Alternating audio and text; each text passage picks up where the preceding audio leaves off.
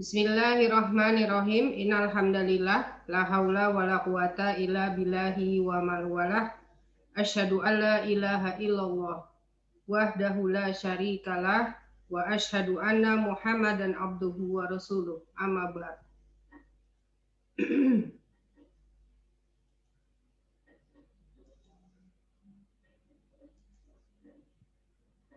Assalamualaikum warahmatullahi wabarakatuh.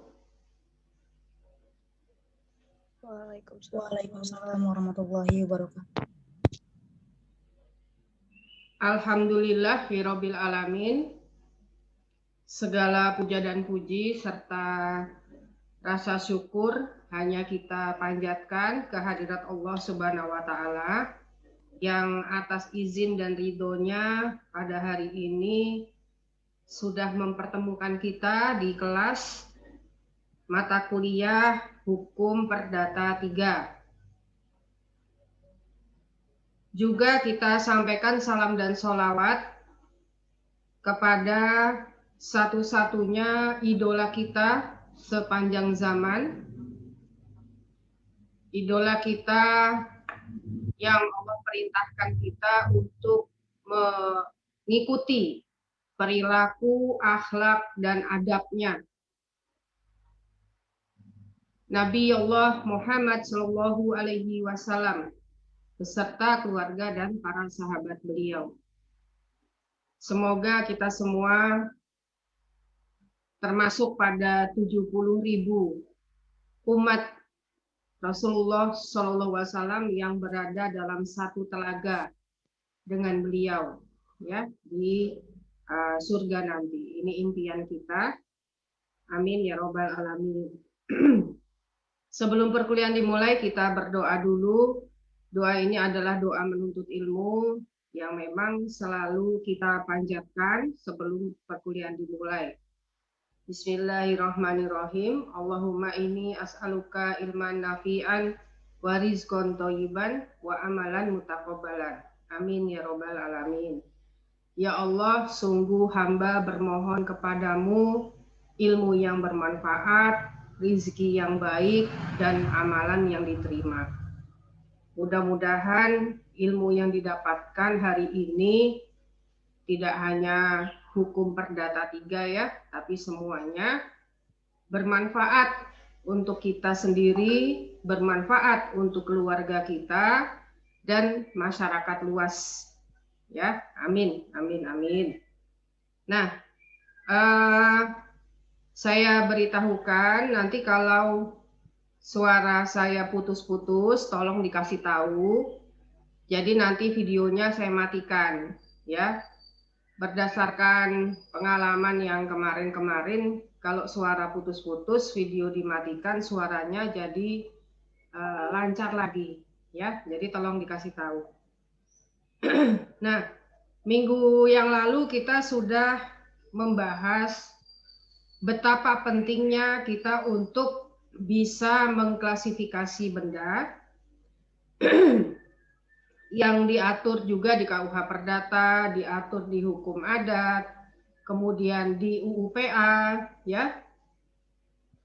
Kemudian hukum jaminan juga beda klasifikasi bendanya, dan juga kita juga sudah bahas bagaimana klasifikasi benda berdasarkan sistem hukum negara-negara di dunia.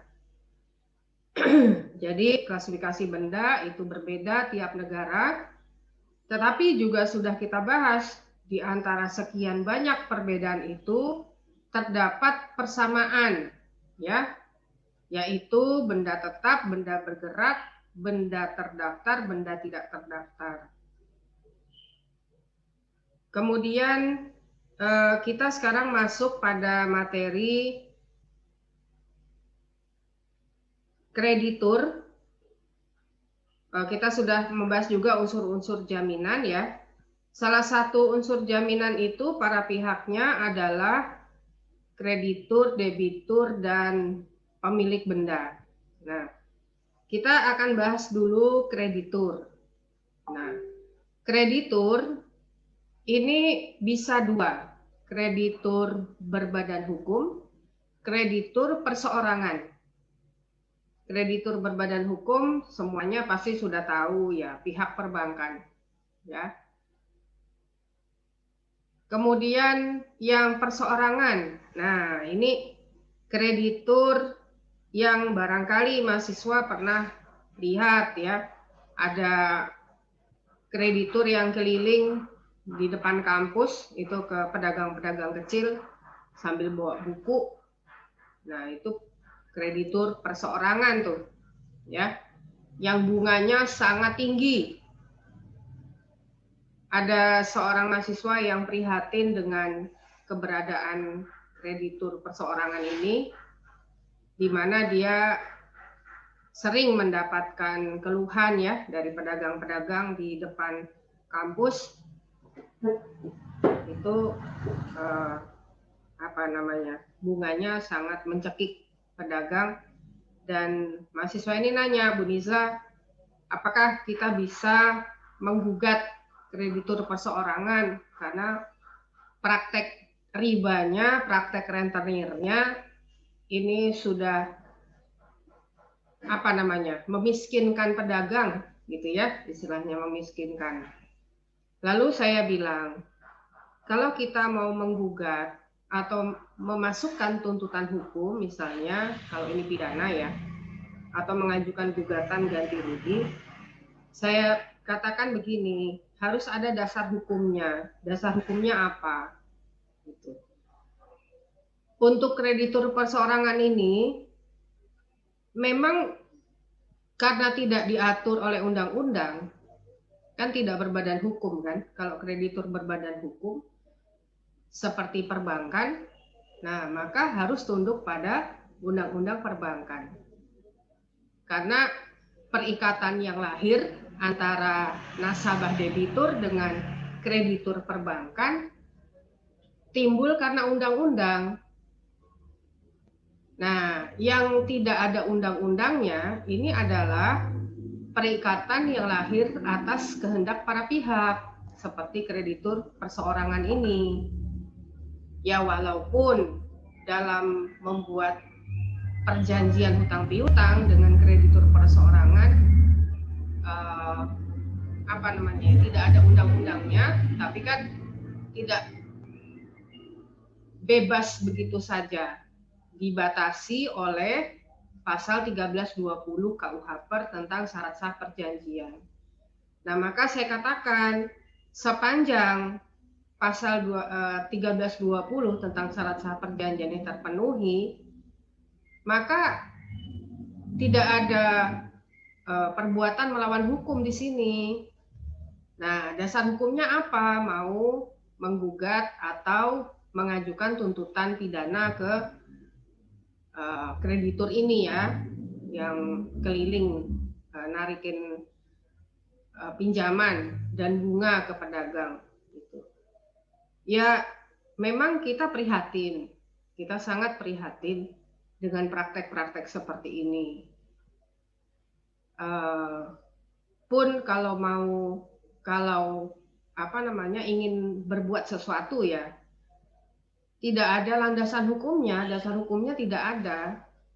Karena perikatan hutang piutang yang dilakukan oleh si kreditur dengan pedagang ini sudah memenuhi syarat sah perjanjian.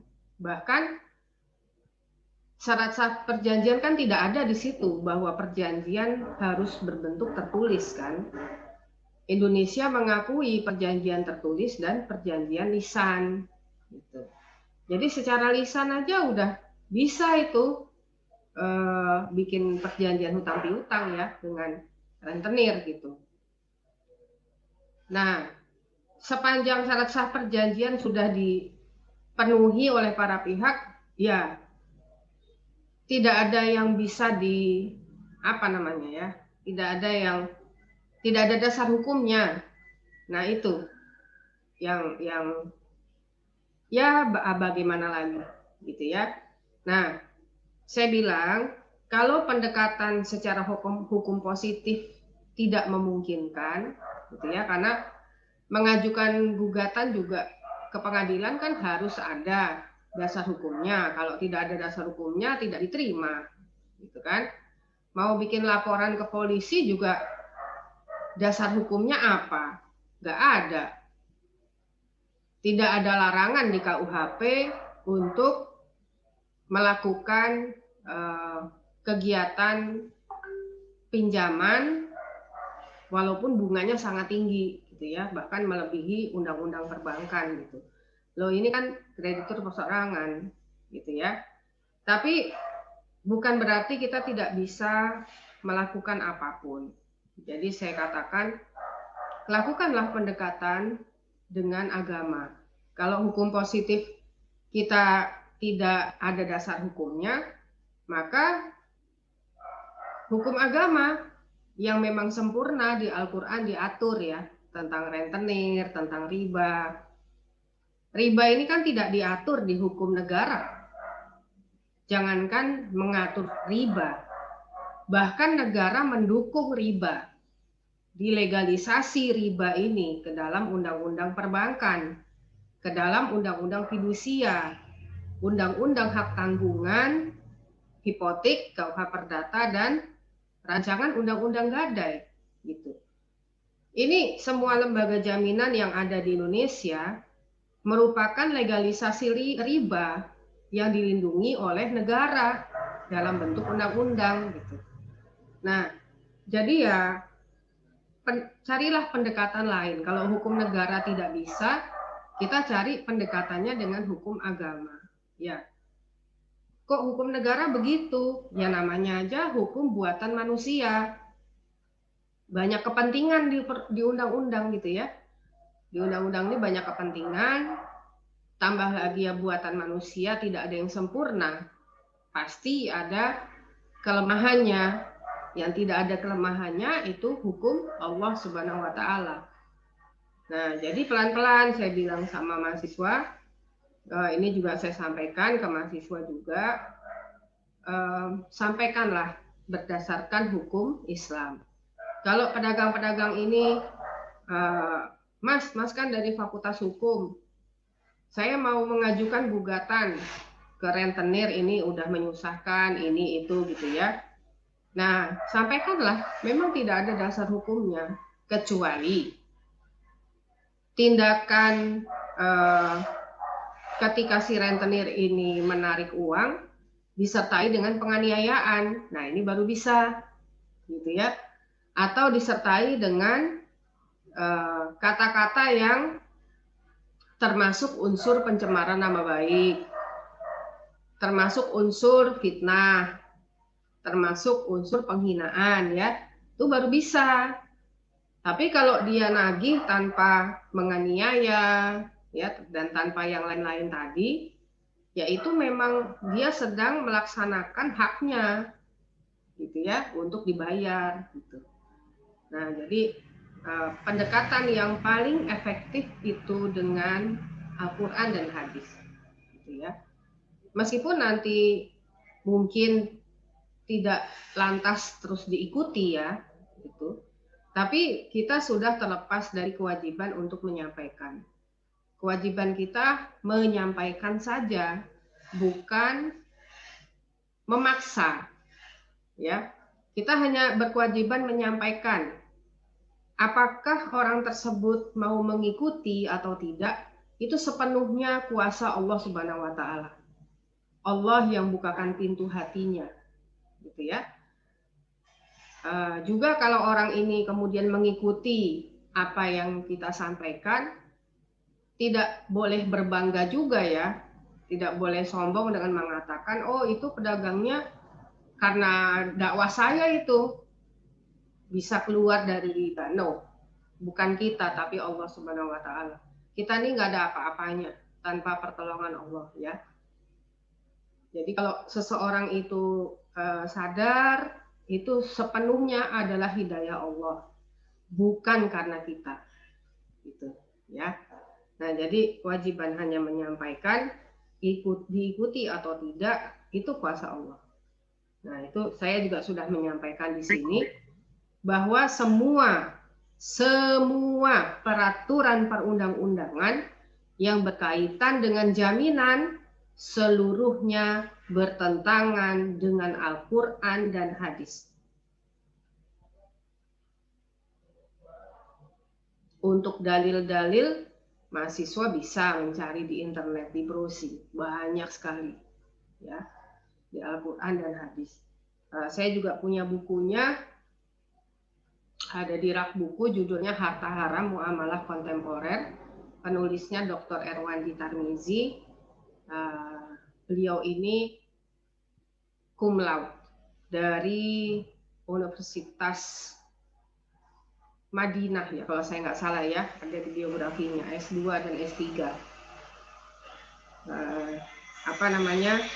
Memang pakarnya ya, yaitu semua dalil ada di sana, gitu ya. Saya takut salah ya, mengutip surah dan ayat, kecuali memang di hadapan saya ada ayatnya ya, gitu. Ini nggak ada. Nah, jadi itu dulu sebelum kita melangkah membahas kreditur perbankan. Gitu. Intinya apa? Saya sampaikan ini, walaupun kita belajar tentang hukum jaminan, tapi jangan dipakai, jangan dipraktekkan. Gitu. Kecuali kafalah ya, kalau hukum jaminan negara jangan dipraktekkan karena seluruhnya ini riba. Tidak ada lembaga jaminan yang tidak menetapkan bunga apabila debiturnya bayar tepat waktu. Tidak ada lembaga jaminan di Indonesia yang tidak mengenakan denda ketika debiturnya terlambat bayar. Tidak ada lembaga jaminan di negara kita yang apabila debiturnya bayar hutang sebelum jatuh tempo tidak kena penalti. Ini riba semua. Ada 3 indikatornya. 1, bayar tepat waktu kena bunga. Bayar terlambat kena denda. Bayar sebelum jatuh tempo kena penalti. Ini riba semua. Karena bunga, denda, penalti merupakan keuntungan kreditur dari akad hutang piutang. Islam juga ada hukum jaminan namanya kafalah. Tapi prakteknya berbeda jauh dengan hukum jaminan yang diatur oleh negara. Gitu ya. Jadi mudah saja sebetulnya mengenal ini riba atau tidak ya. Setiap keuntungan dari akad hutang piutang, akad itu perjanjian ya. Setiap keuntungan dari akad hutang piutang adalah riba. Baik keuntungan materi maupun keuntungan immaterial. Ini berbeda jauh dengan yang diatur oleh negara. Makanya saya sampaikan, walaupun kita belajar hukum jaminan, jangan dipraktekkan. Nah, terus apa gunanya Bu Nizla belajar hukum jaminan? Kita sampaikan pada keluarga kita. Kita sampaikan ke masyarakat. Jauhi hutang, riba. Islam tidak melarang hutang. Tentu saja dengan syarat-syarat yang sangat ketat. Gitu ya. Tidak ada larangan kita mau berhutang, gitu. Sepanjang hutang tersebut tidak memberikan keuntungan, baik material maupun imaterial. Ini kan keuntungan material semua, akadnya hutang piutang, gitu ya. Misalnya, nauzubillah min dzalik, ya. Bu Nizla punya tanah 2000 meter persegi, mau bikin kos-kosan nih di atas tanah itu, nggak punya uang. Jadi Bu Nizla mengajukan pinjaman ke Bank Mandiri misalnya, ya. Jaminannya apa? Ya tanah itu, tanah 2000 meter persegi itu jadi jaminan. Nilainya misalnya berapa? 2 miliar. Ya. Bu Nizla ngajuin pinjamannya 1,7. Asetnya kan harus ada di atas nilai pinjaman. Asetnya nilainya 2 juta, pinjamnya 1,7. Yang cair berapa? Sorry. Yang cair 1,6. Itu 100 juta yang di-keep oleh bank, itu riba itu. Diambil keuntungan dari hutang piutang.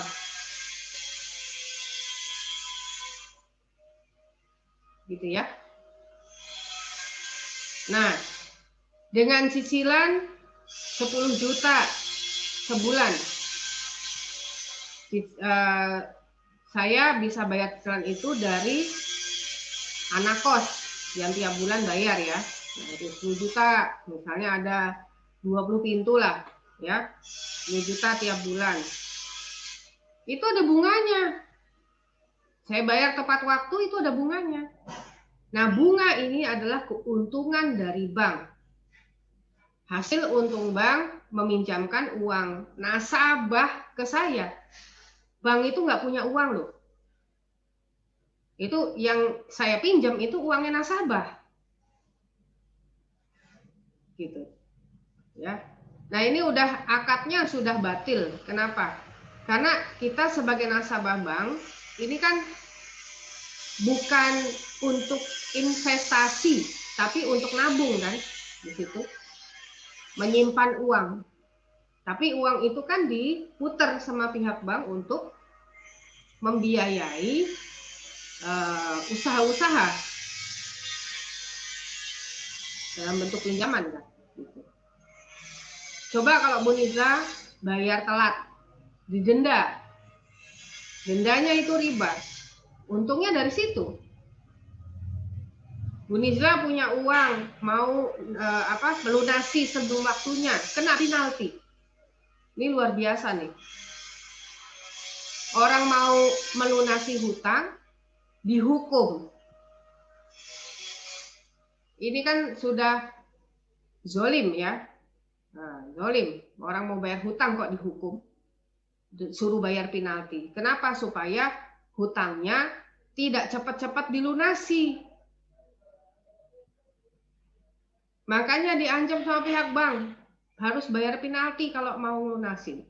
Jadi mikir lagi kan, waduh, mendingan nggak usah dilunasin. Nah, padahal dalam Islam, ketika kita punya uang, wajib membayar hutang. Bahkan orang yang punya hutang tidak wajib berzakat. Sebegitu ketatnya Islam mengatur hutang. Gitu. Saya mau kurban nih, Bu Nizla mau kurban, tapi saya punya hutang. Gitu kan? Nah, tidak itu dalam Islam kita dibebaskan dari semua kewajiban yang bentuknya apa ya? Ya naik haji gitu ya, naik haji, kurban, itu kan perlu dana ya. Itu semuanya nggak wajib kalau kita punya hutang. Bayar dulu hutangnya. Bayar dulu hutangnya, baru kurban, zakat, naik haji gitu. Bayang, sebegitu Islam mengatur hablum minanas, dijaga hubungan manusia dengan manusia. Selesaikan dulu urusan hutang piutang dengan manusia, baru berurusan sama Allah Subhanahu wa taala. Wallahu alam bisawab. Itu yang saya tangkap ya dari kajian-kajian. Itu ketat sekali. Kita boleh berhutang tapi ketat, gitu ya, tidak bisa sembarangan. Kenapa? Karena hutang ini bisa memutus silaturahim. bisa merenggangkan hubungan persaudaraan. Hutang ini berpotensi mengurangi hak orang. Gitu ya. Ini luar biasa hutang nih. Ya, makanya jangan sekali-kali terlibat hutang. Bagi yang sudah terlanjur, mohon sama Allah untuk dimampukan bersegera keluar dari hutang dan tidak pernah berurusan dengan hutang lagi. Allah akan kabulkan insya Allah.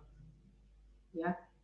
Nah, jadi Bu Niza ini buat apa kita belajar hukum jaminan? Untuk membantu orang.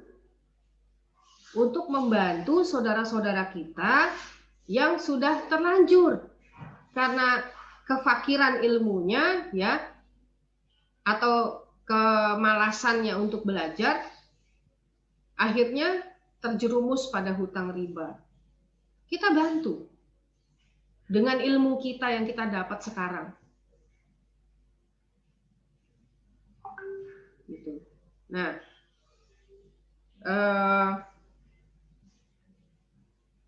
kreditur berbadan hukum ini selalunya perbankan.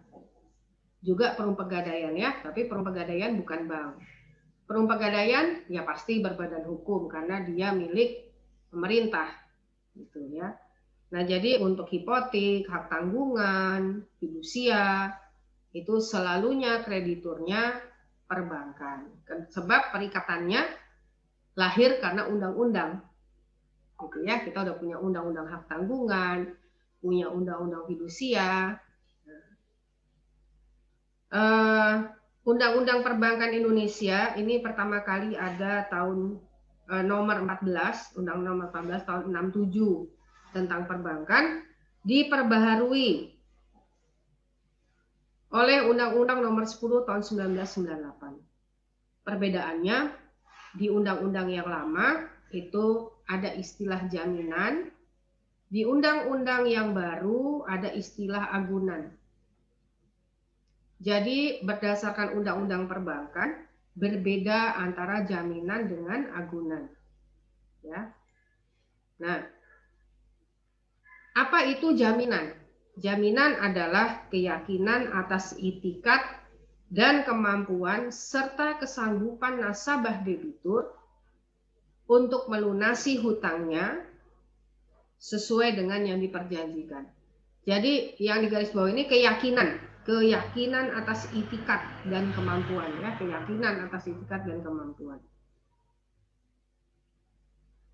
Kalau agunan ini berbeda.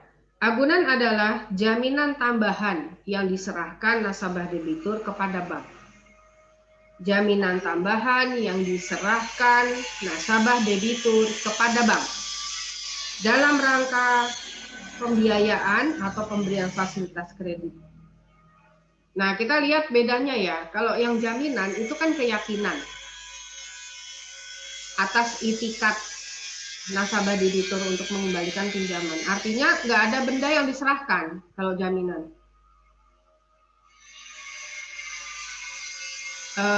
Bank itu hanya perlu diyakinkan bahwa nasabah debitur ini sanggup mengembalikan pinjamannya walaupun tidak menyerahkan jaminan barang.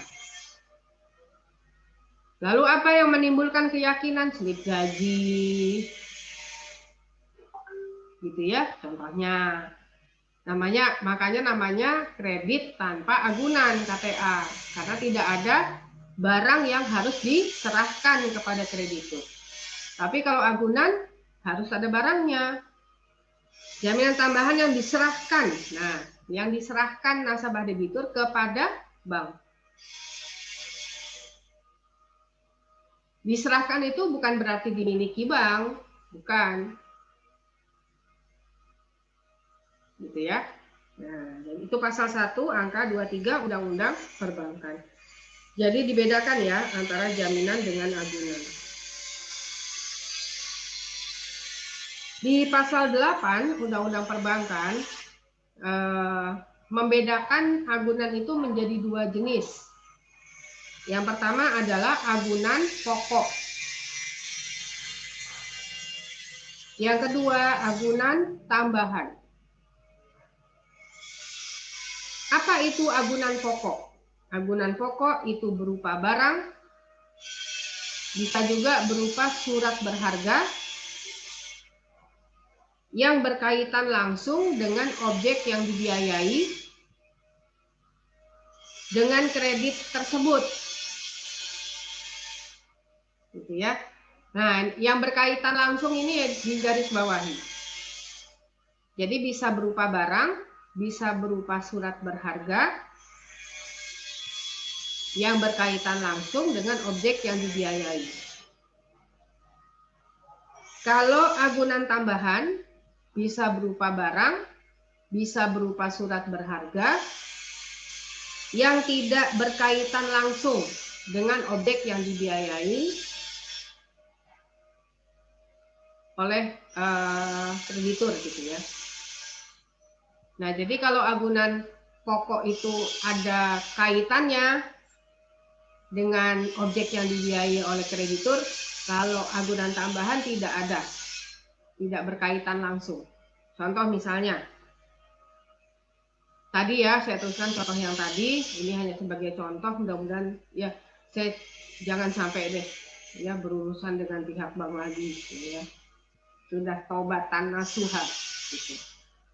2000 meter persegi, Bu Nizla punya tanah 2000 meter persegi, di atasnya mau didirikan kos-kosan. Tapi nggak punya uang, mengajukan pinjaman ke Bank Mandiri. Jaminannya apa nih? Agunannya ya. Agunannya apa? Agunannya ya tanah itu tadi kan. Tanah itu tadi saya jadikan agunan. Artinya ini kan berkaitan langsung dengan objek yang dibiayai. Yang dibiayai kos-kosan, agunannya tanah. Tapi kurang.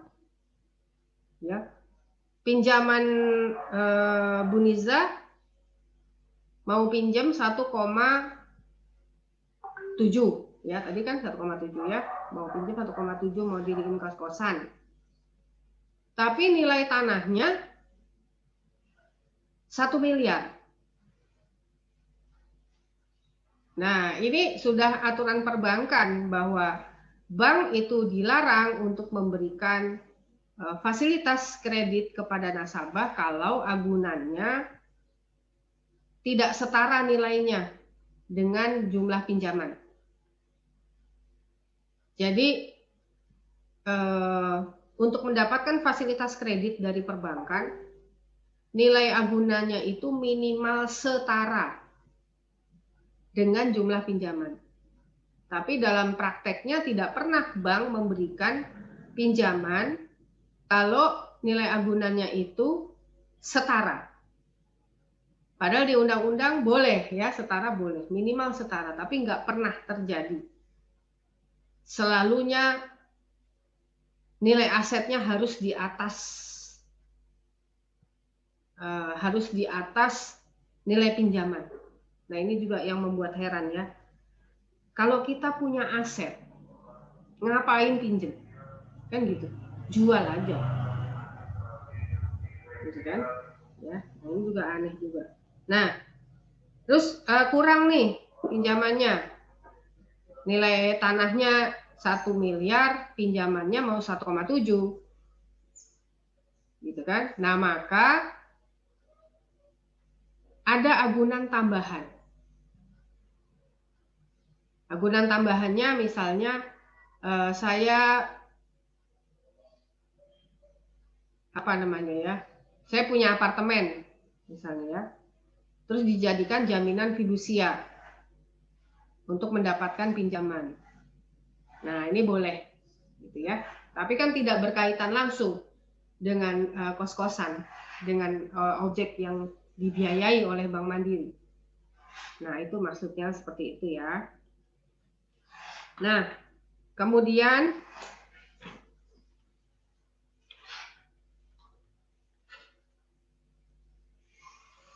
perbankan sebagai kreditur berbadan hukum, dia terikat dengan undang-undang.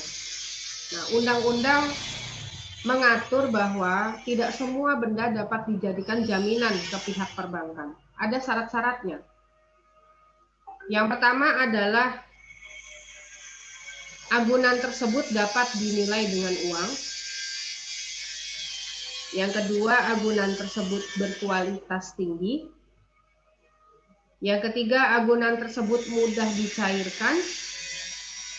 Dan yang keempat, agunan tersebut nilainya minimal setara dengan jumlah pinjaman. Nah, harus dapat dinilai dengan uang. Ini ya semua benda kan dinilainya dengan uang gitu ya. Ini maksudnya gimana nih? Harus dapat dinilai dengan uang. Terus seperti apa sih benda agunan yang berkualitas tinggi? Berarti ada dong aset yang berkualitas rendah gitu ya. Karena yang dituntut oleh Undang-Undang Perbankan, agunannya harus berkualitas tinggi kan gitu. Mudah dicairkan. Ya, ada juga aset yang susah dicairkan.